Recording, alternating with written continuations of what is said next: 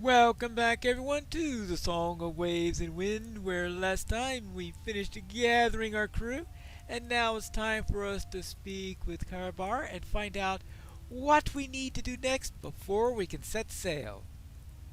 Have you assembled a crew for the Wave Hunter? Yes, I have. Then, what you've done sounds capable, Pineleaf. I think you've done well, and I'm glad to have you been at your service. I suppose it is nearly time for us to depart. Ooh. The rest of your crew must have arrived at the Wave Hunter by now. And the crew is surely wait for you to join them. Yes, I am coming too. I hope that the brave men and women that you have recruited will have courage enough to spare for me, for the specter of this voyage fills me with trepidation. I will be fine, Pineleaf. I have to be. Lead on! Alright, let's then head on to the Wave Hunter. Ah, the Wave Hunter, which will take us to Umbar, we hope. Well, what do you think of her? The sailors were up before dawn, but that was still not enough. Why is she impatient? When will be the last of these unending delays? My son is still in the hands of the kindred of the coins and must be rescued with all speed. My husband will see to the safety of Penethgaline while I'm away, but as you are the one that King Elisar has chosen for this mission, you will be responsible for the lives of all of those aboard the Wave Hunter. I care not for my own life, I care only for that of my son Thorongil. Bring me to the captors and I will do what is necessary. Well, I'll make sure that a battle is unavoidable before I bring her anywhere near the kindred of the coin. Hello, Sigalet. I hope you're calmer than your counterpart. It seems we are once again to be the hidden guard. Once again we'll be journeying into the secret to rescue a captive. Nay, for this time the captive's number 2, and one of them is my own brother. Let it be a consolidation to us that the place we must go can shelter no evil as great as that which lurked within the walls of Dol Guldur. I do wish I had my knives for this mission. Lachigil and Egiznasigil would have made short work of the kindred of the coins. Although I understand that Elisar is hopeful that we can return Thorongil and Corridon without bloodshed, I think that's unlikely. I have been training with this blade, just in case. I have not yet given it a name. Oh boy. We'll see how long it takes for the night. Okay, how long it takes that sword to earn a name. Well now, let's head on and board the ship. Ah! Hello there, Sirgon. Everything all nice and ready? I rose with the dawn and helped the sailors prepare the Wave Hunter for its voyage. Thank you once again, Pineleaf, and a million times more for allowing me to sail with you. I feel alive again, and the feel of the deck beneath my feet has given back to me the vigor of my youth. To sea! To sea at last! Are you ready to give the order? None but you can give it. Is it time to leave your familiar shores behind? Well, if I didn't, I think a certain night will give me a great deal of trouble. Let's go. Very well, my friend. Ready the sails? It is time for the Wave Hunter to ride the river down to the sea, and then to make for the city of the Corsairs. It is time to begin our journey. And so the voyage of the Wave Hunter begins. Umbar awaits. awaits. Oh, hello there, Carbar. I know I suggested that you recruit the Corsair Jajax for the crew, and that he refused the offer, but I was under the impression that his brother Daxamat would be a little less, I don't know, a little less wild, perhaps? But he is clambering all over the Wave Hunter as if it has no care in the world, and without the slightest thought that he might fall from any of those perches, each more perilous than the last. I suspect that that'll be true with many of the sailors if you call that particularly precarious. Will you beckon for Dax to come down? He's making me nervous. Really? That's making you nervous? Oh well, I'll humor you. Hello. There is nothing to fear. This is not my first time aship. Tell the young scribe to come up here.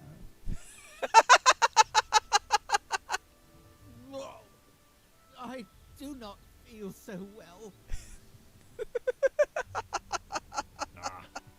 He will get used to the motion in time.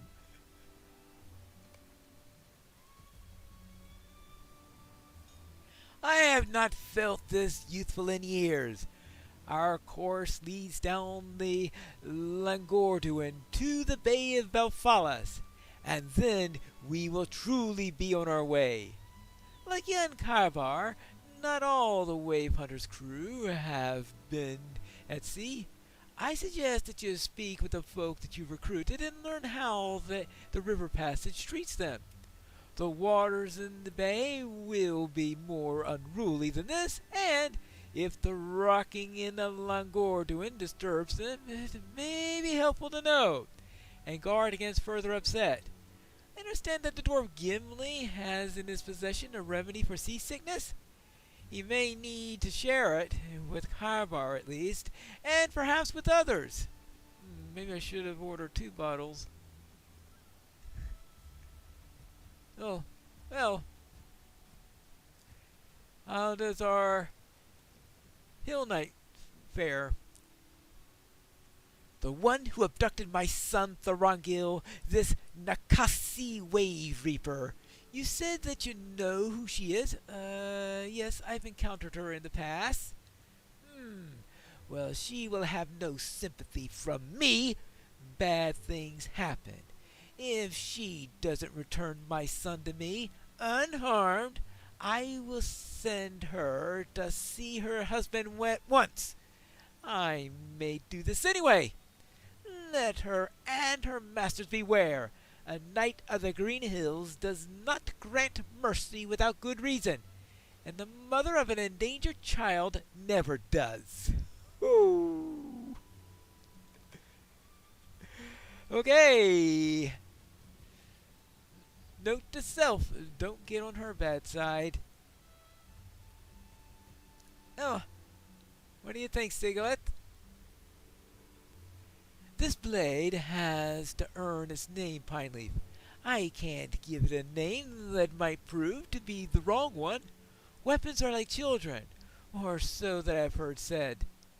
The elves of Lorien called my brother Corridon the River Walker, for he was often away from home, exploring the lands up and down the Anduin.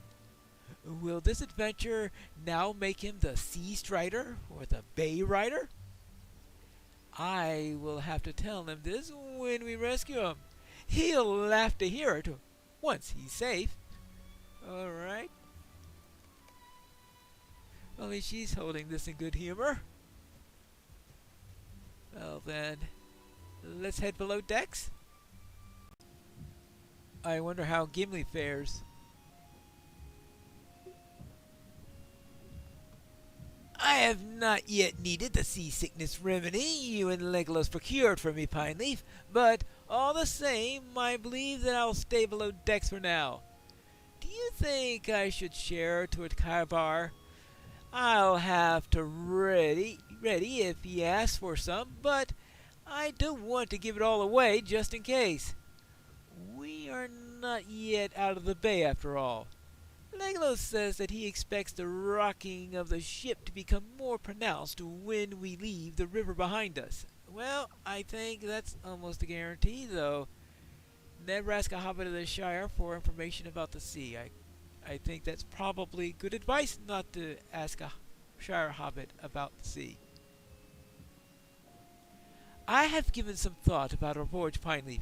I believe that the city of the Corsairs must remain a bustling port city, despite the defeat of Balahor the Scourge and the heirs of Castamere during the War of the Ring.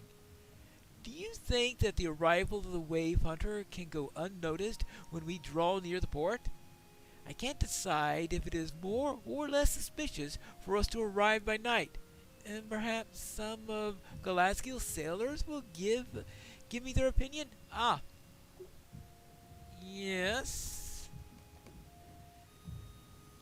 I suppose one should know, because if it's a busy port where plenty of ships come and go, there shouldn't be too much trouble, I would think, right? It all depends on what business they think I have. Now, how do I get down to the next level? Oh! There's the ladder down. Alright, now,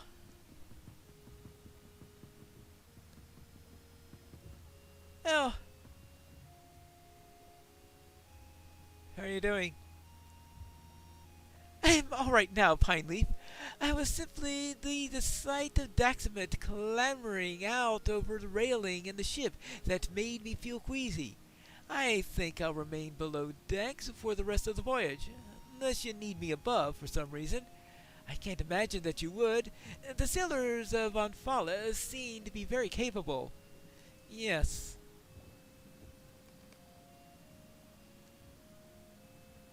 In time, even young Kaibar became used to the gentle rocking of the ship. As the Wave Hunter sailed out into the bay. How are you holding up, Kaibar? Thank you for keeping me company, Pineleaf, but I'll not ask you to remain below decks for the whole voyage. Feel free to go up above and take in the fresh air. Alright. Let's go and see what's up on top.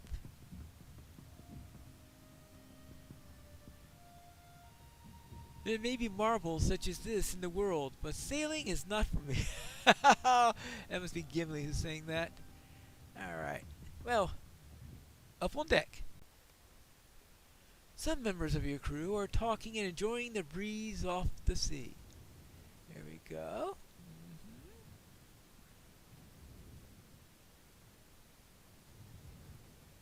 So far everything looks nice.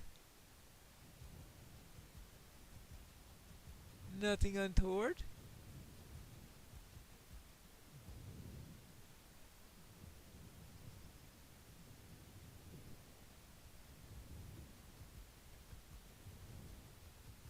Everything okay over here? Alright. Good. Let's take a look. How's things faring up here? The voyage is well underway, and now our thoughts turn to the arrival at the city of the Corsairs. What will we do if the Kindred of the Coins greets us at the dock? I said that we would once again become the hidden guard, but there's very little that will be hidden about our mission if our foes see us arrive from atop the walls or from the watchtowers of Umbar. Well, Most of us have never been to the city of the Corsairs. yes. We need someone who has been there to teach us what to expect. I expect treachery. I expect villainy. The Kindred of the Coins will pay for taking my son. And for abducting my brother as well. The city has changed since the Kindred came to power. Perhaps for the better, perhaps for the worse.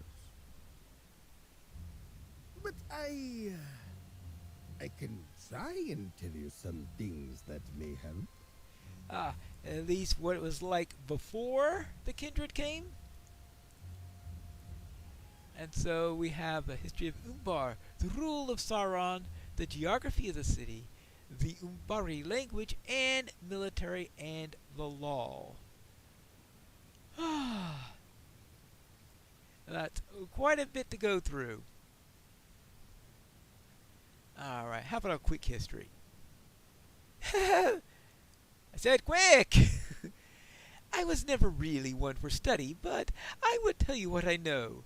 The name Umbar comes from the word Umbrumara, the fruitful land, but its position in the southern side of the bay means it was greatly desired by many, and often changed hands.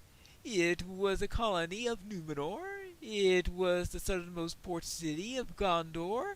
It was briefly held by the kingdom of Hamad, which ruled in Near Harad, before the great empire of Ordach came up from the south and conquered both.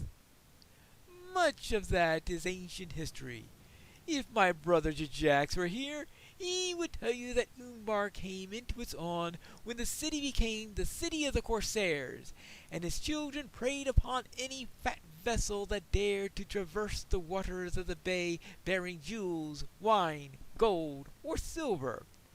He would tell you, too, that the rich merchants and rulers of the city would take their portion of the Corsairs' plunder, and the wealth would pool in the coffers of those who already had plenty. He would speak at length about this. After the war, Umbar is now ruled by a fellowship calling itself the Kindred of the Coins. I have told you what my brother and I learned about them, little as that may be, but you have assembled a mighty crew, and I trust that you'll be able to deal with them. Well, I hope so. Okay. Rule of Sauron, yeah, evil powers came in through the Haradrim Empire, geography of the city. Outsiders call the city Umbar, but the true name of the city is Umbar Baharbel, the city of sails. It was first built long ago where the river Imkash flows out of the Haradwait and into the firth of Zalkajana, opening into the Bay of Belfalas. It has always been an ideal trade haven, for it stands between the realm of Gondor to the north and the desert kingdoms of the south. The city itself is divided into 7 wards, with 2 additional outer wards beyond the walls. The Citadel of Winds, perched atop the rocky island, only accessible by a fortified bridge. The Fleetfast, oldest part of the city, an ancient fortress and artificial military harbor constructed around a high promontory on the western side of the city.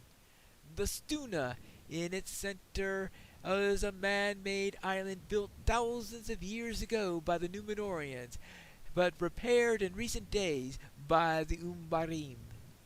The Sail Haven, a perfect natural harbor protected by stout walls and a chained sea gate. It is always busy there, bustling with traders and fishermen. Being at sea level, it is the lowest of all the wards amongst the most important. The upper and lower wards, where live the residents of Umbar Baharbel, folk like my brother and me lived in the lower of the two, and the wealthier denizens in the higher up. I understand that the revolt that resulted in the installation of the Kindred of the Coins and the expulsion of the heirs of Castamere began in the lower ward. My brother thought that was, what did he say? To be expected. That was it. The Torah Garden is a sanctuary for learning, music, and art. I never spent much time in the Torah Gardens. The shoreward stones, occupied not by men but by dwarves. Not many are allowed inside. I presume you mean not many outsiders who aren't dwarves, I guess is what you mean there. And outside the 7 wards of the city and beyond the walls, tents and trade caravans fill and surround where outsiders gather before entering the city. This area is dangerous, disorderly, and frequently violent. My brother and I often got into mischief out there. Very entertaining. I see. Yes. Alright, fine. I think that's enough for now. Actually, I can't go by without looking at the language. You will hear many languages in the streets and alleys of Umbar Baharbel, such as Ordakai of the Great Southern Empire and Temik, spoken by the dwarves who emerged from their shoreward stones. But the most common is Umbari.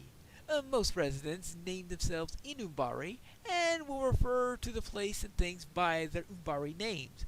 For example, the Bay of Belfalis is Abamatu. Corsairs are Garadi. The Shield Isles that lie to the northwest of Umbar are called the Zirar Tarka, and the dangerous rocks that lie about them are Shedak's Keen, the Grinding Jaws. We'll be avoiding those, I hope. I never had any call to read, but my brother tells me that writing in Umbari is done from right to left, and vowels are a fairly recent invention. If I had spent my time in the Torah Gardens, perhaps this would mean something to me. All right, so they wrote in an abjad. I guess maybe something similar to Arabic or something like that. So they would write that way, but it looks like they have started showing vowels, probably because of all borrowed words and stuff like that. Well, what do you say about this? Continue? I am not much of a teacher. My brother Jax is the talker in the family, after all. But I hope to be a help to you. Well, what do you want to know? Okay, I already told it, and when I learned enough, find Carbar below decks. Okay, fine. So, let's go below decks. So far, smooth sailing? Thank you for checking on me, Pineleaf. You see that the Corsair Doxamont spoke about what we can expect when we reach Umbar? I should have liked to hear that, assuming it's good news. A little good and a little bad then. It sounds to me as if we have our work cut out for us when we arrive. At least the sailing has been easy. I expected worse. Oh, please don't jinx it. But every sailor knows this truth. The temper of the sea is changeable. Oh, wonderful. Methinks we hit a little squall. Well, trouble, I guess. The storm rages and the seas are wild. We have to take down the sails, or the wind will tear the masts into splinters. The sailors and the elves have gone above, but I cannot tell if they are still alive. Well, let's go.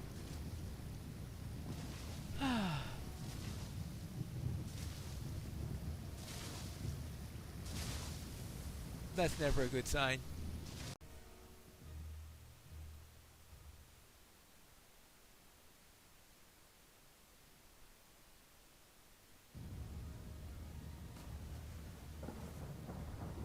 The storm rages.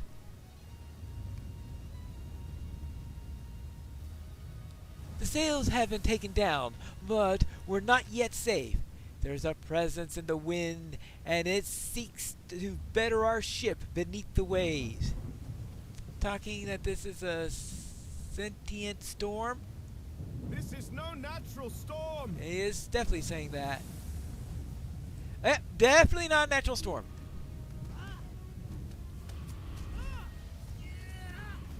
Okay, well. The natural sea is bad enough as it is sometimes. Last thing we need are wind spirits making things worse. Oh, there you are.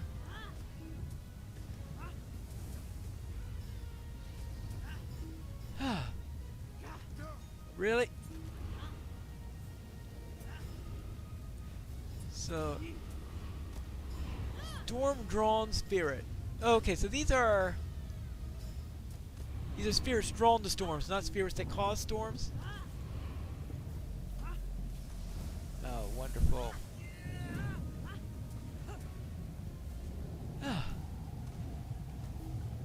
Is that it? We're too near the rocks! Uh-oh. Everyone, hold on to something!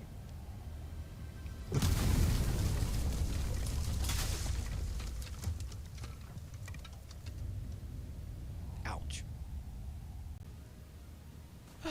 Well, that didn't go to plan. Well, it appears. You're alive. Thank the Valor. That unnatural storm has brought the voyage of the Wave Hunter to an early end. We have run aground upon the Shield Isles. Let us wait for the rain to stop, and then we will decide upon our next move. This looks pretty bad. No, I think I've seen worse. Well, what do you think about it, Stax? We are lucky to be alive. The storms that arise in the Bay of Balfalas can be fearsome, and these isles are often lashed by the worst of them. Ours is not the first ship to run aground on these isles, and I cannot believe that it will be the last. I have been the one in the southernmost islands in this chain before. Zamarzir it is called. My brother and I sheltered for a time amongst the freebooters who lived there, but Jax did not want to stay, and I could not remain by myself. We were very young then, only children. It must have changed in the years since. But our arrival has attracted some attention. Look among the trees. These isles are not deserted, Pineleaf, and the men who live here may seek to do us harm.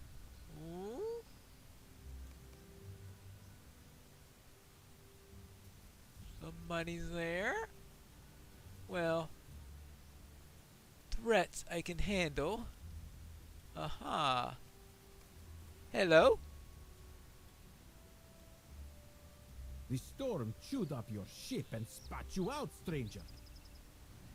But it must not have liked the taste of you. Most of the ships devoured by the Shedacheen arrive upon the Shield Isles in more pieces than this, and with fewer survivors. Shedacheen? That is the Umbari word for the rocks that surround the islands of Bachad.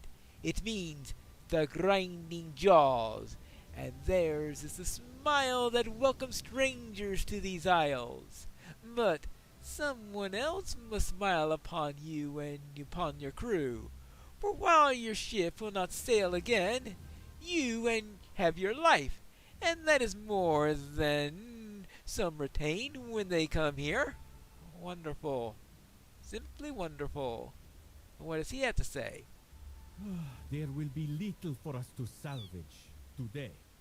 Matan and I listened to the driving rain of the storm last night, and it told the two of us that Nunurek would decorate the islands this morn.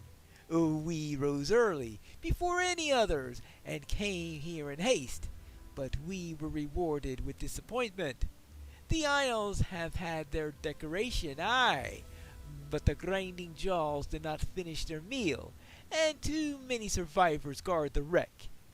Oh, there will be little for us to salvage today, but I tell you this, life in the Shield Isles is hard, and not all who arrive here as you have can endure it.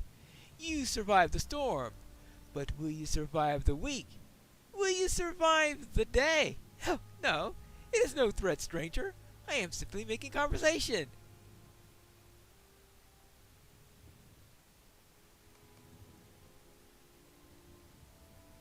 Simply making conversation.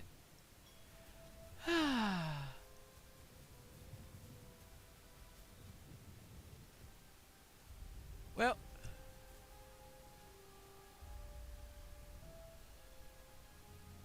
I think you just went through probably the second worst experience you could have at sea. I presume you've had your fill of it by now? I knew I did not like sailing. How can it be that Seagon missed it? A sailing ship is a hateful thing, an unpleasant a creation as it's ever known. Yeah. Well, let's say that be happy that the hull of the ship kept us alive. Yes, I suppose it could always have been worse, but I am done with ships. You mark my words, Fine Leaf. From this day forward, I will take the land route, no matter how out of the way it may run. I've got some bad news for you, Karbar. If you ever want to get back to Gondor, there is no land route. But that will have to be for another time. Some of the crew have already gone to scout the neighboring isles. So, what are the members of the crew up to, and what will we find here now that we are out in the middle of the bay on some islands that we don't even understand? We have to find that out in the next episode of The Song of Waves and Wind.